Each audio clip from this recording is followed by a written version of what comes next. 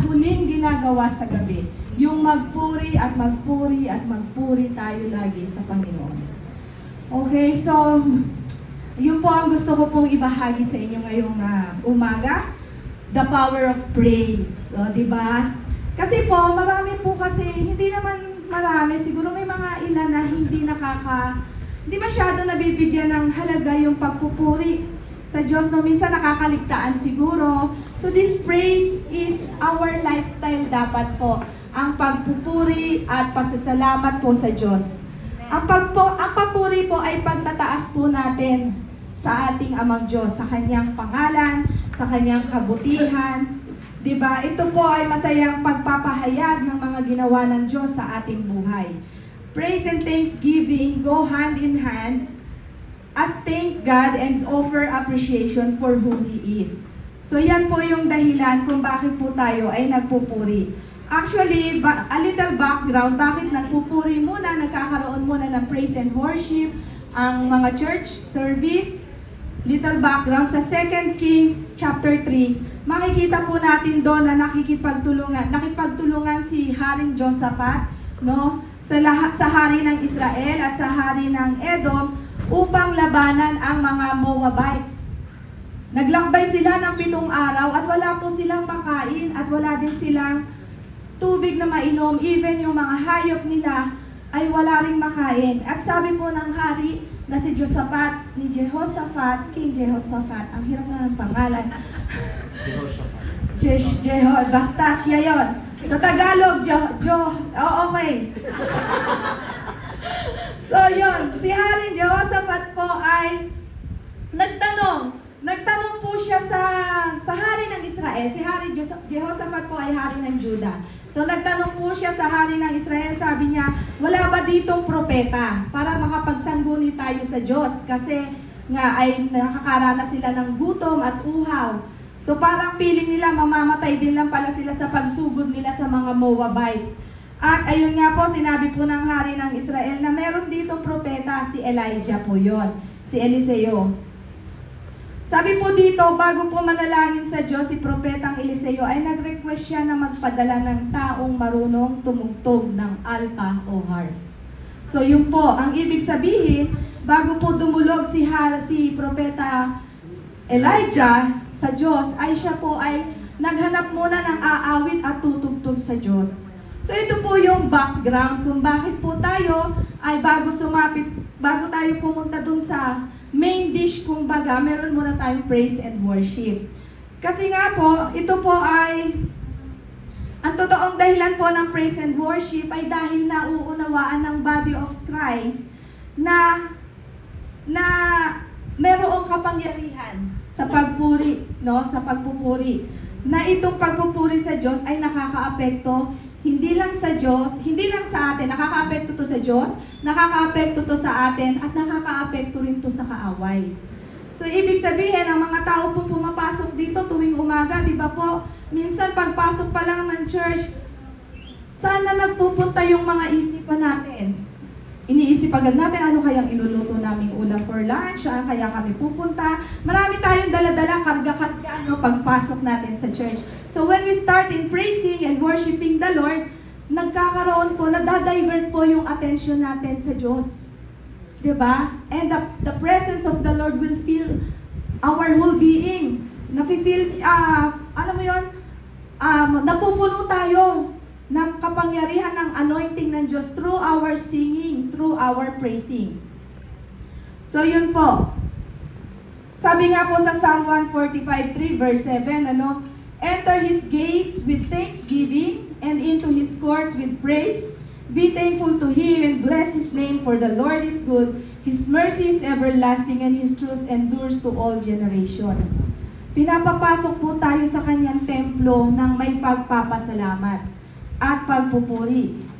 Kaya ito po yung dahilan, no? Kaya tayo Kasi minsan hindi natin alam yung dahilan, di ba? Parang naging tradisyon na, nakagisnan na natin. So this is the background. Praise and worship prepares our hearts and it drives the devil off. It releases the anointing of God. So ano ba yung mga dahilan why we praise God? So number 1, He is worthy of our praise. Amen. Psalm 107 verse 1 to 4 and 8. Oh, give thanks to the Lord, for He is good, for His mercy endures forever. Let the redeemed of the Lord say so, whom He has redeemed from the hand of the enemy, and gathered out the lands from the east and from the west, from the north and from the south. They wandered on the wilderness in a desolate way. Oh, that men would give thanks to the Lord for His goodness and for His wonderful works to the children of men. Number 1 reason why we praise God is because He is worthy of our praise. Hindi po sinabi ng psalmist na men should praise the Lord because it will benefit them personally. Although, totoo naman yon, na pag nagpuri tayo sa Diyos, may benepisyo tayong nakukuha. Hindi rin sinabi ng psalmist na it will overcome our enemy. Doon sa binasa natin, hindi sinabi. Pero totoo naman po na when we praise God, we will overcome. We can overcome the enemy. So, the main reason, the number 1 reason why we praise God is because He is worthy. Deserve niya po na siya ay papurihan. Karapat dapat lamang po siyang papurihan because of the mighty works that He has done. He is the creator of all creations na meron tayo, di ba? Siya ang lumikha sa atin. So, marapat lamang na maibalik sa Kanya ang pagpupuri. Amen? Number 2, praise is God's will for us. Kalooban po ng Diyos na tayo ay magpuri sa Kanya. We are created to be worshipers of God. Nilikha po tayo para maging taga-worship ng Diyos. Ang nais ng Diyos talaga natin, sabi dito sa Revelation 4:11, You are worthy, O Lord, to receive glory and honor and power, for you created all things, and by your will they exist and were created. Sa pamagitan ng Kanyang kalooban tayo nilikha. Kalooban niya tayo nalikha para daw para magbigay ng glory, honor, and power sa Kanya. Sa Book of Revelation chapter 4 po, pag binasa niyo yung buong chapter na yon, makikita po natin dito na sa langit po ay puro pagpupuri, puro pag-awit, pasasalamat at pagsamba sa Panginoon Diyos. Sabi nga sa Matthew 6:10, di ba, yung Lord's Prayer, your will be done on earth as it is in heaven. So, ibig sabihin, ang kalooban, kung ang ginagawa ng mga anghel sa langit ay magpuri ng magpuri, dito po pala sa lupa, ang kalooban ng Diyos ay katulad ng sa langit ng ginagawa. Tayo ay magpuri ng magpuri. Sabi din po sa Ephesians 1, seek to the praise of the glory of His grace, by which He made us accepted in the Beloved. So this is what was behind the creation of man in the first place. Bakit? So yung pinaka-dahilan lang talaga ng Diyos ay hindi lang para, it is for, sabi dito, it is His will na tayo ay merong worship. Kasi po, pag nagpe-praise and worship tayo sa ating Diyos, it builds intimacy with Him. And the Lord is for relationship, di ba? Kaya siya naparito ay para magkaroon tayo ng personal na relasyon sa Kanya. So pag sinabi pong personal relationship, tayo po ba may personal relationship na sa Diyos? Amen. Amen. Kung meron po kayong personal relationship, may relasyon kayo, ano ang ginagawa niyo sa karelasyon niyo? Wala lang? Di ba nag-uusap? Nag-aawitan, nagsasayahan, nagagalak. Yes. Yun po ang ginagawa ng may karelasyon, nag-uusap. So dapat po bilang Kristiyano, an act of praise is also praying to God, talking to God, giving thanks to Him. So yun po yung kalooban ng Lord sa atin. Ganoon po pag may relasyon. Kaya lang minsan nakakalungkot, marami pong Kristiyano ang wala ng devoted time for the Lord. Pagising na sa umaga, busy na tayo sa lahat. And you know, yun po ay hindi dapat maging ganoon ang ating pagkikipagrelasyon sa Diyos. The Lord is always waiting for us. Naghihintay siya na, Lord, kamusta? Di ba hindi ba kailangan maging formal? Ama naming Diyos na nasa langit. Hindi ba kailangan maging ganoon? Lord, kamusta po? Lord, salamat po sa araw na to. Di ba makikipag-usap tayo ng casual? Like we're family. Yung si daddy ganyan natin yun. Di ba tayo pagka-pamilya natin, pag nag-usap tayo, casual na casual lang. Oh, daddy, minsan nga yung mga anak ko, yes, mommy. Oh, hello mami, ganun lang. Pero nakikipag-usap, kahit na busy sila, nag-uusap pa din. Meron pa rin time na makapag-usap, makapag-banding, di ba? So, pagka po yun ay ginagawa sa atin ng mga anak natin, ng asawa natin, naglalaan sila ng oras, nagagalak tayo. Kasi yun din yung gusto natin talaga, di ba? Na meron tayong kausap, meron tayong ka-fellowship, kalooban din natin yon. And God, our God, yung praising is God's will for us. Next is number 3 is praise blesses the Lord. Sa Psalm 145 verse 10, all your works shall praise you, O Lord. All your saints shall bless you. Sino yung saints na tinutukoy dito? Tayo po yun. Sabi dito, dapat po lahat tayo ay binibless natin. Or ibig sabihin, nabibless ang Diyos every time we come to Him. Every time we go to Him to talk. Diba? Si Jesus nga po, no? Diba si Jesus napapunta siya dito sa mundo. Eh dito po sa mundo, punong-puno ng distraction, diba? Aminin natin. So ako, hindi naman ako, parang the whole week straight talaga na meron akong 1 hour na na-spend sa Panginoon. Hindi eh. Pero si Jesus po, diba, kung nabasa niyo yung mga salita ng Diyos sa book, sa New Testament, si Jesus po, siniseparate niya yung sarili niya sa maraming tao. Just to talk with our Daddy God. Just to have fellowship with our Daddy God. And spending time with the Lord, reading the Bible, praying, talking to Him, is the evidence that we have personal relationship with Him. So, hindi dapat tayo masatisfy na, okay na, may relasyon ako sa Diyos. Tapos si Lord, iniiwan mo lang sa isang sulok. Hindi mo siya kasama. Actually, we can praise God na nagtatrabaho tayo. We can talk to God na nagpa-farming tayo, naglilinis ng bahay. Yes. Ako, ganun, dahil ako mag-isa lang ako, dahil nasa school ang mga anak ko, thank you Lord, may tubig kami, thank you Lord. You know, yung attitude of gratitude is the manifestation of praising God. Amen. Hindi po talaga, puro lang yan. Ito po yung nag-glorify sa Lord, yung attitude of praise, attitude of gratitude, yung pagbibigay ng pasasalamat. So, it blesses the Lord. Naalala ko nga po si Ace dahil po siya ay pre-kinder, 4 years old. Iniintay ko po siya sa labas ng school bago siya umuwi. And paglalabas niya ng pintuan, sisigaw na pag nakita niya ako, tuwa-tuwa siya, lundag-lundag siya. Mommy! I love you so much! Ganon pa siya. Eh, ang daming magulang doon, tapos siya lang yung ganon, tuwa-tuwa talaga siya. And it blesses me. Nakaka-bless pala, nakakagalak talaga ng puso. So imagine, when you come to the Lord and say, wow, thank you Lord for this morning! Diba, nabibless natin ang Diyos. And that is one reason why God created us. Because the Lord wants to be blessed also. Kasi yung binibless ka ng nilikha mo, binbless ka ng anak mo, that is something. Kahit walang kakulangan ng Diyos, syempre nagde-desire pa rin siya from us. Diba?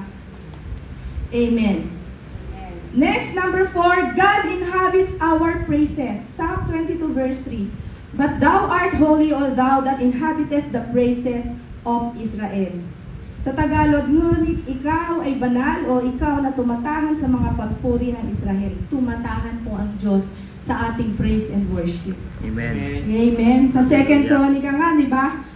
5:13, yan po ay makikita natin. Ito po yung istorya na natapos na ang gawain o ang pagpapatayo ni Solomon ng templo.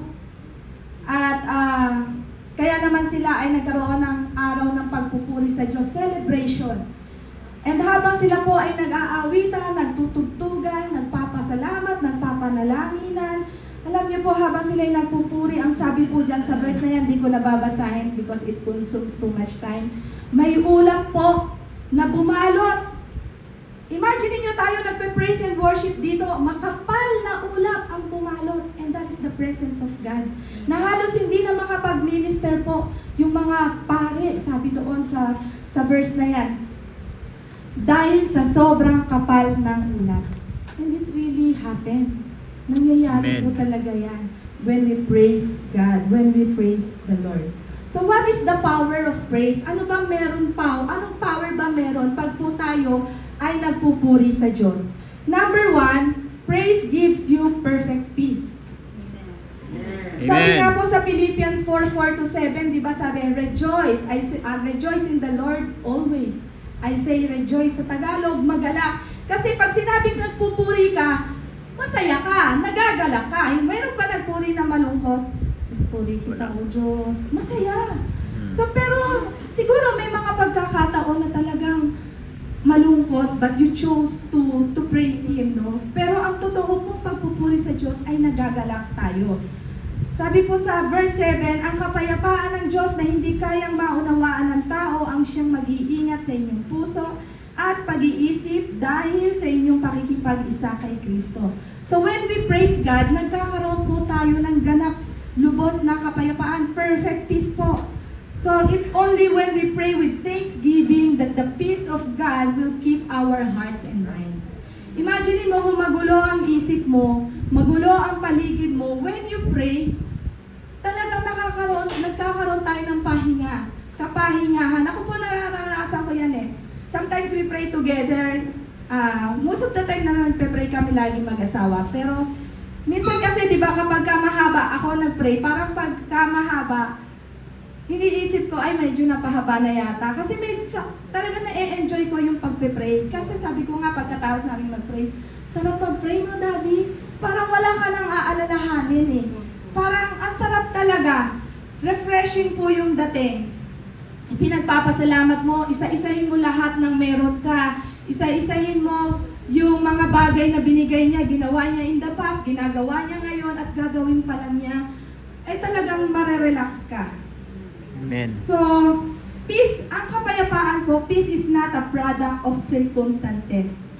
Peace doesn't come when there are no problems. So, ibig sabihin, kahit may problema tayo, payapa, may peace of mind po tayo. We have inner peace inside of us, di ba? Kahit nagkakagulo na sa buong paligid mo, ikaw, andun pa rin payapa mo, nakakatawa ka pa rin.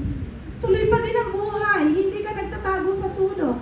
Yun po yung isa sa mga benepisyo ng ating pagpupuri sa Diyos. Sabi nga po sa Isaiah 26:3, di ba, you will keep him in perfect peace whose mind is stayed on you because he trusts in you. We can only stay our mind on us kung tayo po ay nagpupuri sa Diyos. Di ba?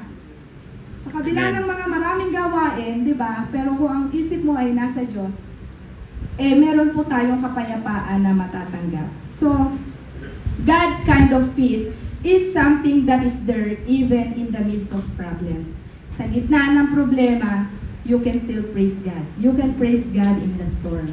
Amen. Yes, kahit alam mo yon, yung pagpuri po sa Diyos, you have to be intentional. Ibig sabihin, kahit na ang bigat ng isip mo, ang bigat ng katawan mo, yung bibig mo, ang gustong ibukan yan ay puro pagdaing, puro pagsasabi ng mga problema, complaint, pagsusumbong sa Diyos. Kailangan maging intentional ka, piliin mo na magpuri sa Diyos. When you open your mouth, speak blessing, speak praise and thanksgiving, because maiiba po yung yung atmosphere mo sa buhay, di ba? So number 2, praise gives supernatural strength. Psalm 8 verse 2. Sabi po sa Psalm 8:2, you have taught children and infants to tell of your strength, silencing your enemies and all who oppose you. So ito pong lakas na ito, this is specifically to be used against our enemy. It says that it stops the enemy and the avenger. Ibig sabihin, yung po palang kapag ka merong sumusubok sa'yo, may pagsubok, meron kang pinagdadaanan, it will give you strength na malampasan ito, supernaturally. Sabi po dito, praise puts our attention on God and releases the strength of the Lord inside us. So yun po, yung attention po kasi natin ay napupunta sa Diyos. At doon, pagka lagi tayo nagpupuri, meron po tayong nilalabas na lakas. Amen? Amen. Nagkakaroon po kasi tayo ng tamang pananaw, right perspective, para bang yung mind mo na isiset mo sa kung anong dapat mong isipin. Hindi po kasi pwede na Kung ano yung pumasok sa isip mo, kung ano yung naramdaman mo, ay yun ang susundin mo. Hindi, ikaw ang boss sa isip mo, ikaw ang boss sa damdamin mo. Hindi pag naramdaman mong naiinis ka, magwawala ka. Hindi.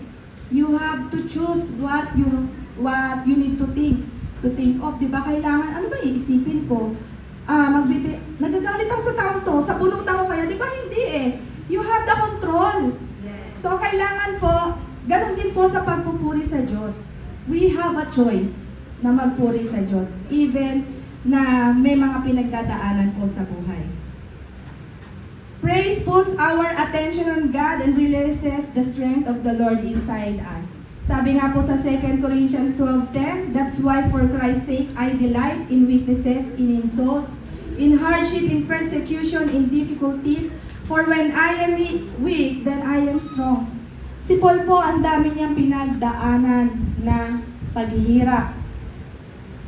He had been through a lot. He suffered more than anyone, yet he conquered it all.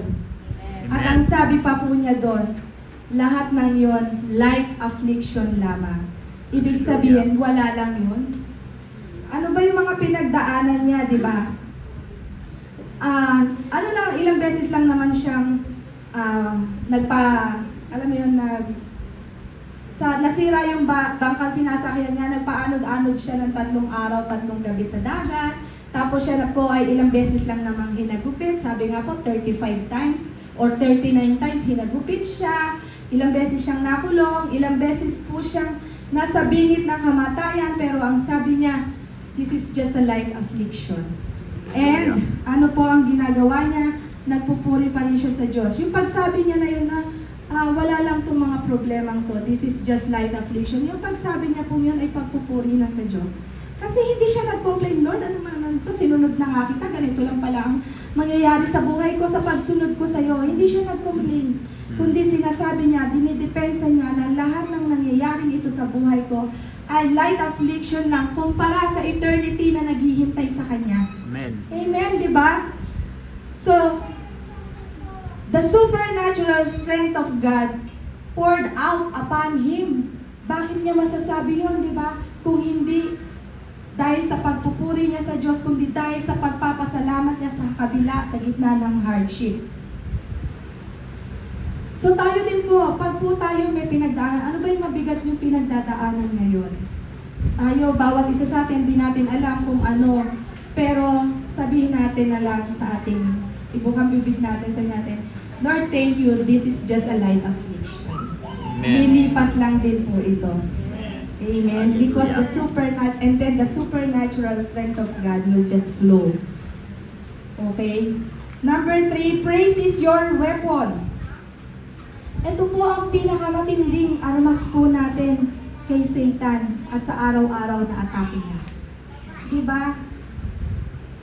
Literal po na lumalayo si Satan kapag nagpupuri tayo sa Diyos. The best weapon we have is to maintain an attitude of praise. So kailangan po, lagi lang nating i-maintain yung ugali ng pagpapasalamat at pagpuri sa Diyos. Amen. Amen. Because why? Because praise brings freedom. Hallelujah. Amen. Sabi po sa mga Gawa 16:25-26, nang maghahating gabi na, sina Pablo at Silas ay nananalangin at umaawit ng mga himno at nakikinig naman ng ibang mga binanggo. Walang ano-ano'y lumindol ng malakas at nayanig pati ang mga pundasyon ng bilangguan. Biglang nabuksan ang mga pinto at nakalag ang mga tanikala ng lahat ng bilanggo. Nakakulong po sila Paul at Silas dahil may ginagawa sila para sa Panginoon. Nagsishare. So itong mga kapwa niyang Hudyo ang nagpakulong dito. At alam niyo po, nandun po siya sa pinakamalalim na nakulungan sa ilalim ng lupa. Ano tawag doon sa atin? Basta yun, nakakulong sila, madilim.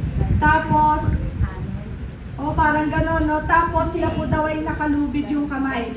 Halimbawa, nakaposas na lang. Tapos yung pong paa nila ay nakatali pa sa pagitan ng malaking kahoy. Talagang walang kawala, imagine nyo naman yun.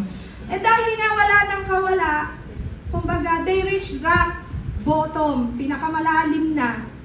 Wala na silang magagawa, di ba talaga, kundi magpuri sa Diyos. Yung nandun ka sa ganoong, halimbawa ikaw nakulong lang sa CR ng matagal. At walang susi. Ay, naalala ko. May nakulong dito sa CR, walang susi. Pawis na pawis, ilang minuto na, walang bumababa. Pero buti na lang po siya ay Kristiyano. Alam niya ang gagawin niya, hindi siya natakot.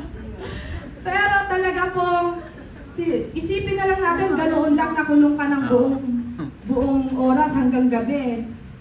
Eh ano kaya ang gagawin natin, no? Walang cellphone, naiwan sa wala kang dala, CCR ka eh. Eh di ba? Just like Paul, isipin niyo naman si Paul, nakakulong, nakagapos, lahat nakagapos sa kanya. Kaya anong ginawa nila? Dahil meron siyang attitude of praise, siya po ay nagpuri.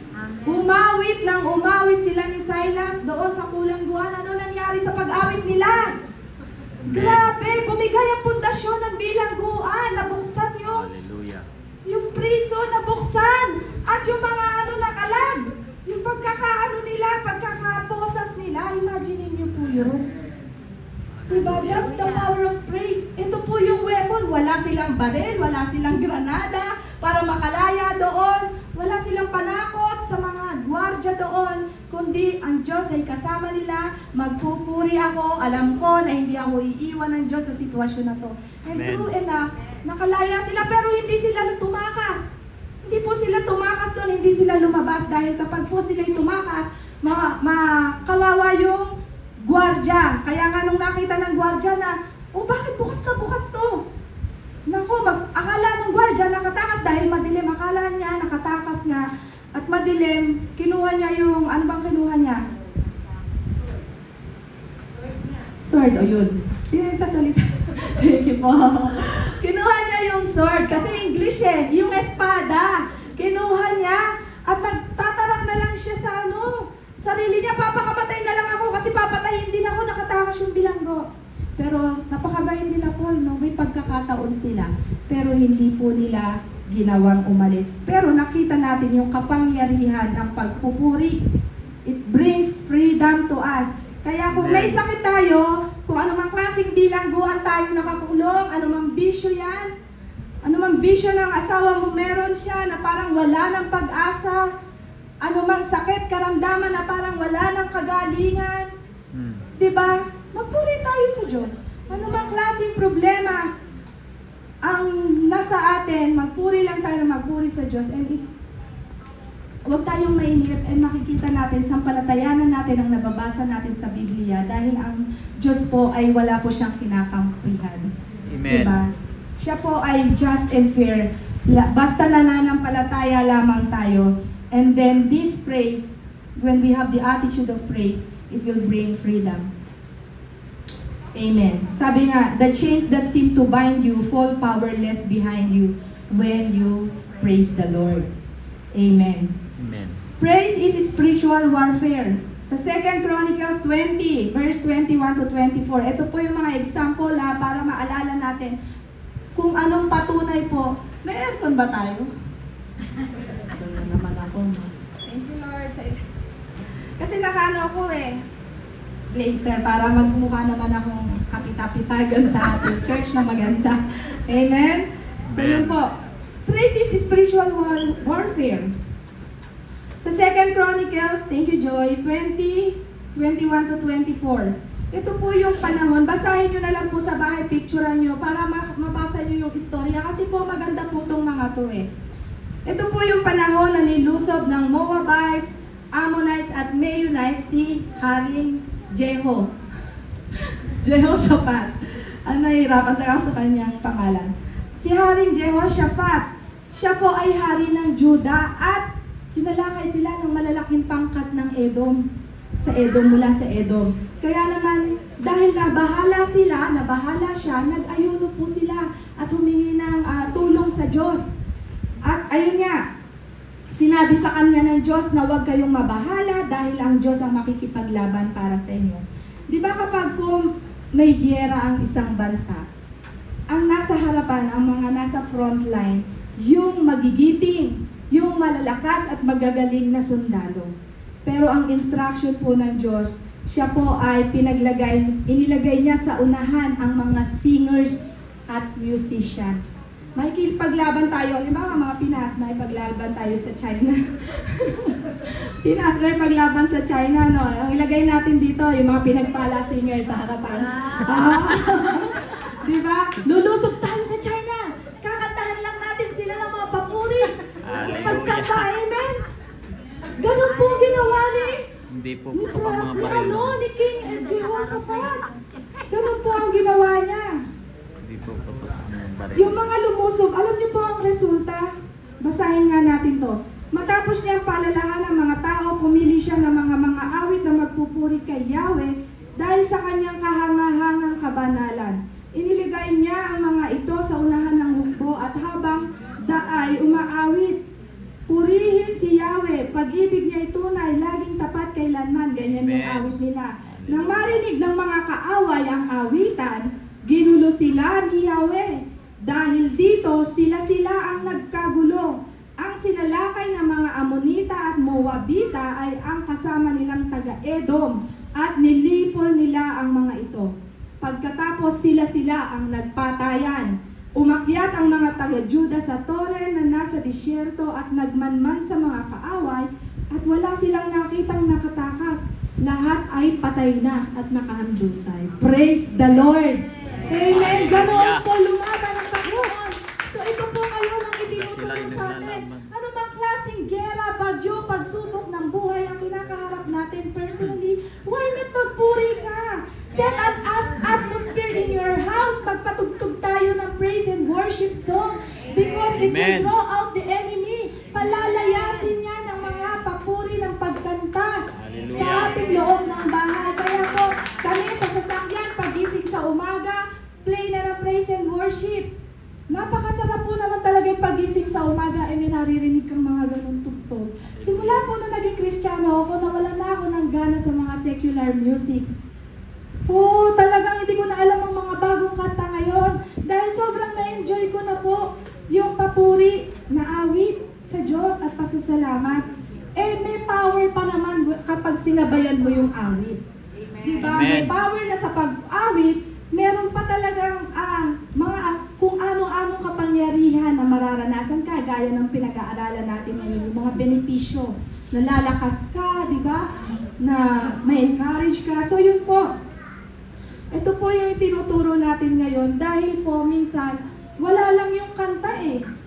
Yung iba, wala naman nun dito sa atin, no? Wala naman sa Faith Center Gentry. Yung iba po minsan, sa ibang church po siguro, pero hindi naman tayo judgmental. Dumadating po ay tapos na ang praise and worship. Sayang, wag po nating mamiss yung pagkakataon. Dapat maaga tayo sa church. Amen. No, dapat talaga nagpe-praise and worship tayo. Dahil doon pa lang po ay makikita na natin ang pagdaloy ng kapangyarihan ng ating Diyos sa pagpuri at pagkanta sa Kanya. Amen. So, next, number 4, praise gives encouragement. Opo, nagpapalakas po ito ng loob natin pag po tayo ay nagpupuri. Sabi nga si David nga po, di ba sabi niya sa Psalm 34 verse 1, praise the Lord at all times. Sa 1 Samuel 30 verse 6, ang sabi diyan, David was greatly distressed. Further, David was greatly distressed because the people spoke of stoning him, for all of them were embittered, each man for his sons and daughter. But David felt strengthened and encouraged in the Lord his God. Ito po na-share to ni Sister Isel noong siya yung last time na nag-preach. Yung buhay po ni David, diba? Yung siya ay intensyon ng mga kasama niyang tao na batuhin siya dahil nga po yung naiwan nilang mga pamilya, asawa at anak ay nakuha ng mga kalaban nila.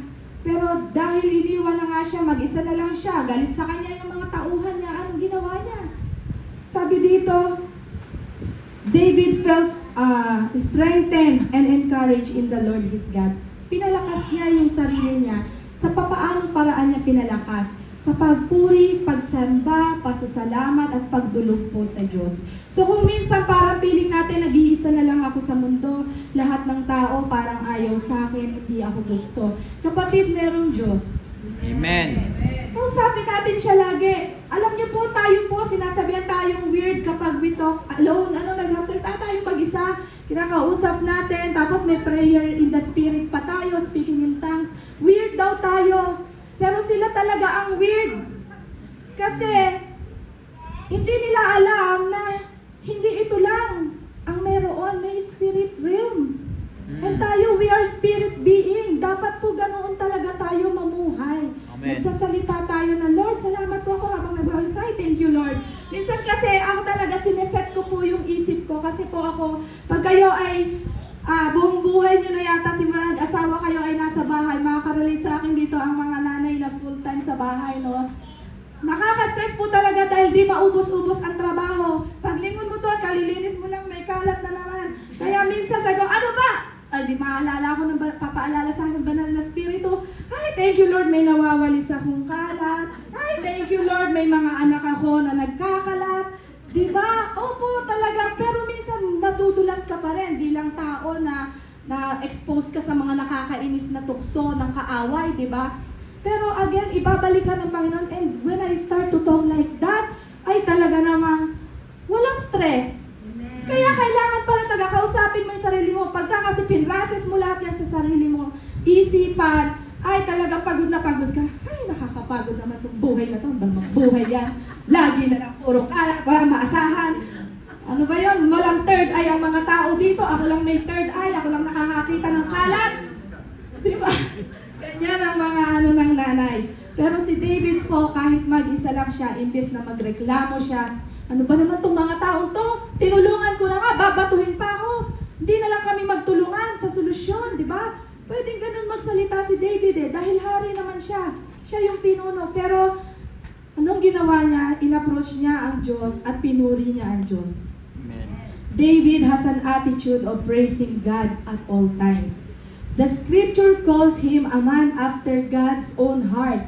One of the things that made him a man after God's own heart was praise. Si David po, he was constantly praising God.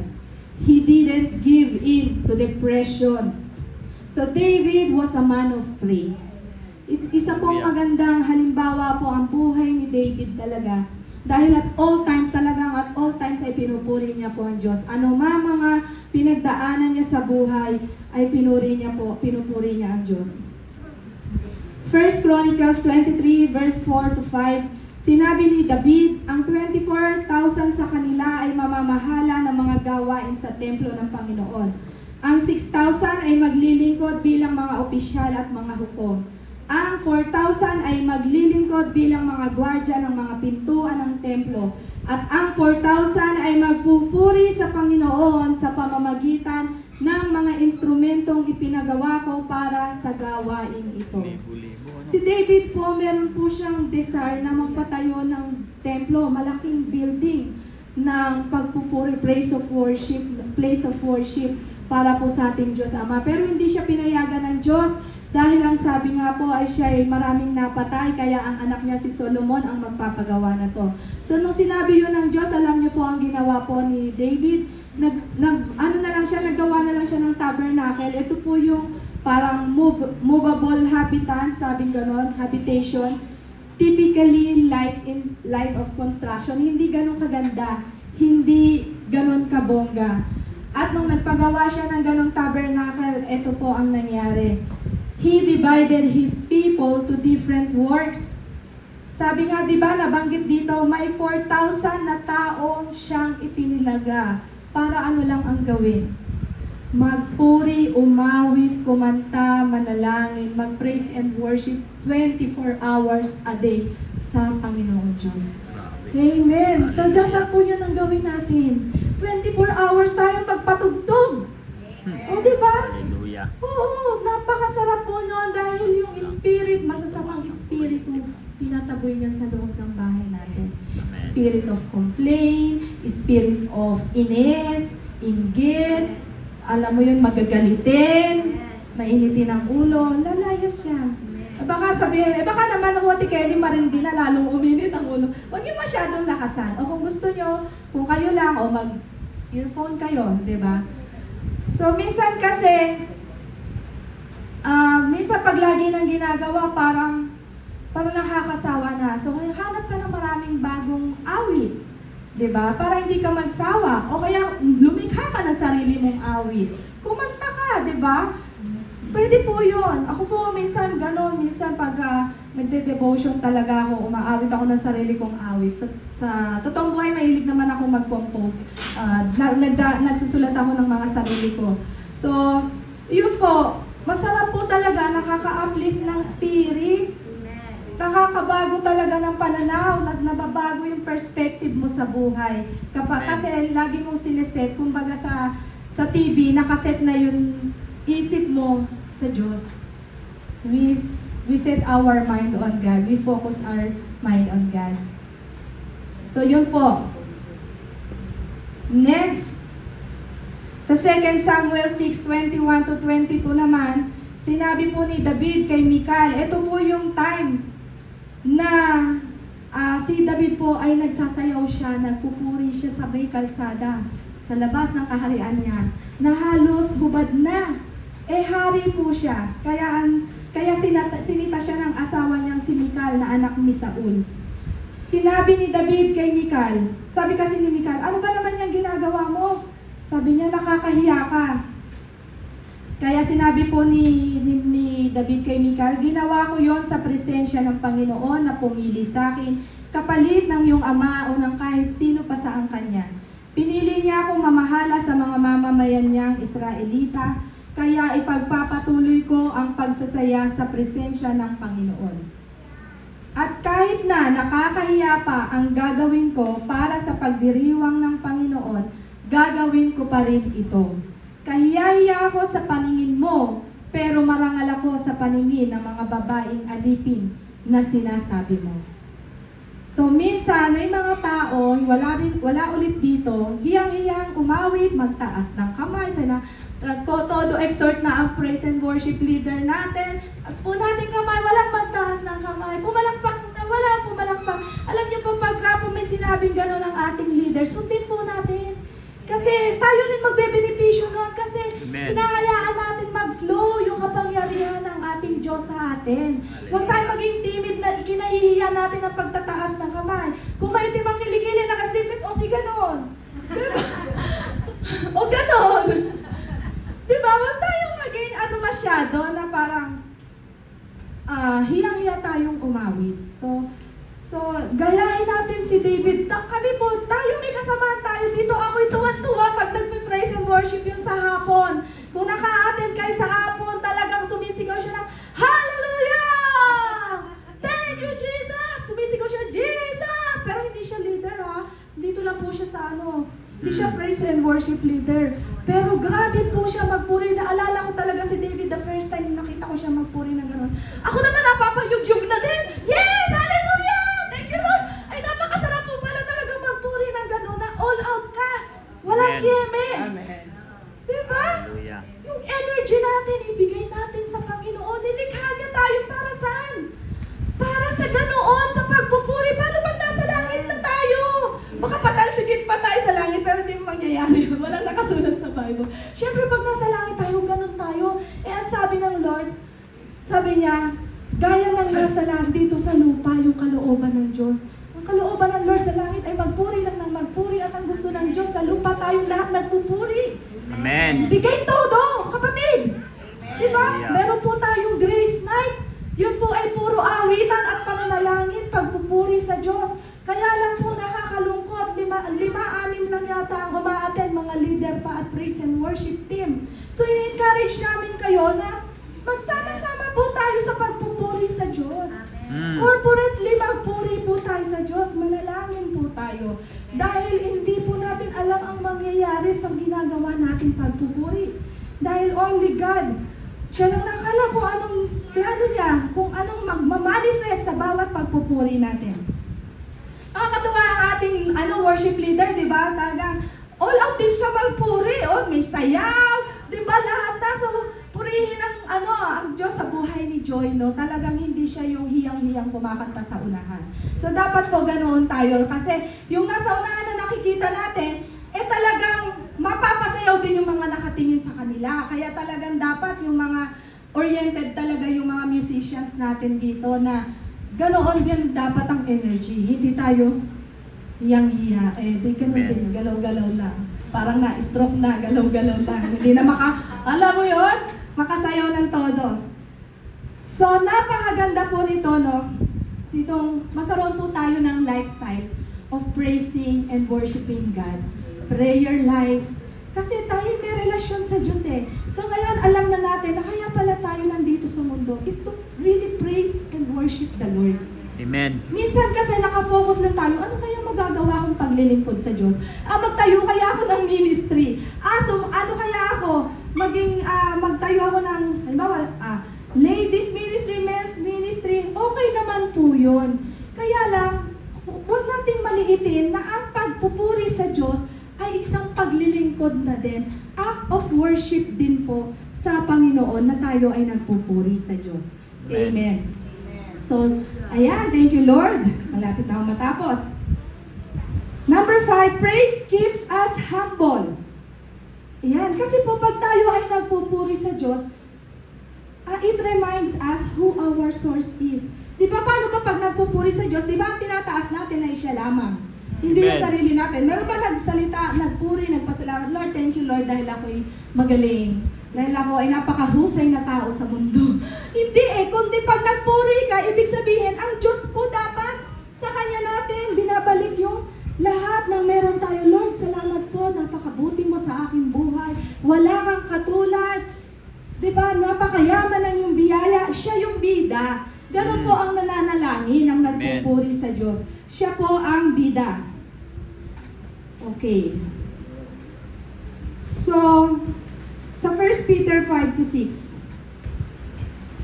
basahin ko nga. Kaya ko ba itong basahin? Wala akong salamin. 1 Peter 5-6, paki-flash nga natin. 1 Peter 5:5-6.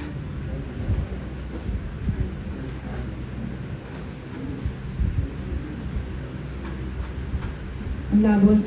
Tingnan nyo naman yung Bible ko, napakaliit. Pag may salamin ako, malaki yan. Paborito ko kasi itong translation na to kasi po ito ay Tagalog na mababaw ang pagkakatagalog. 5-6, ayan. Makita? Sa Bible app na nga lang. Ayan na. Humble yourselves therefore under the mighty hand of God, that He may exalt you in due time. May TV na po tayo sa likod diba? Praise the Lord. Thank you Lord. Salamat po sa inyong mga pagbibigay sa ikakaganda po ng ating sambahan, bahay sambahan. So ayun po. Verse 5 muna. Verse 5-6. Likewise. Ye younger. Okay. So tama, verse 6 nga lang. Humble yourselves therefore under the mighty hand of God, that He may exalt you in due time. So ang nais po ni Lord, lagi tayo nagpapakumbaba at tayo'y nagpapakumbaba sa harapan niya. Dahil po itong pamamaraan na to, lagi po, pag nagpuri po tayo sa Diyos, lagi po nating hinahumble down yung sarili natin. So hindi tayo nagmamalaki.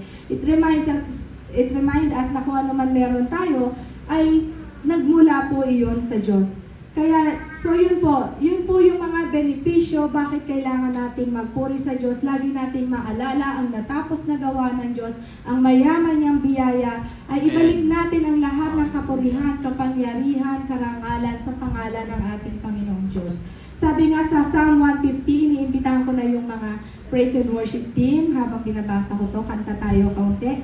Magpuri tayo, yung last song nyo. Napakaganda ng ngayon, praise and worship. Iniisip ko, ano kaya papakanta ko? Pakinggan ko na lang yung praise and worship nila. Kasi, ito po ang sabi sa Psalm 150. Praise God in His sanctuary. Praise Him in His mighty heaven. Praise Him for His mighty works. Praise His unequated greatness. Praise Him with the blast of the ram's horn. Praise Him with the lyre and harp. Praise Him with the tambourine and dancing. Ganyan po tayo dapat nagpupuri. Praise Him with strings and flutes. Praise Him with the clash of cymbals. Praise Him with loud clanging cymbals. Let everything that breathes sing praises to the Lord. Amen. Praise the Lord. Sige, tayo po manalangin. Ay, tayo kumanta. Umawit muna tayo.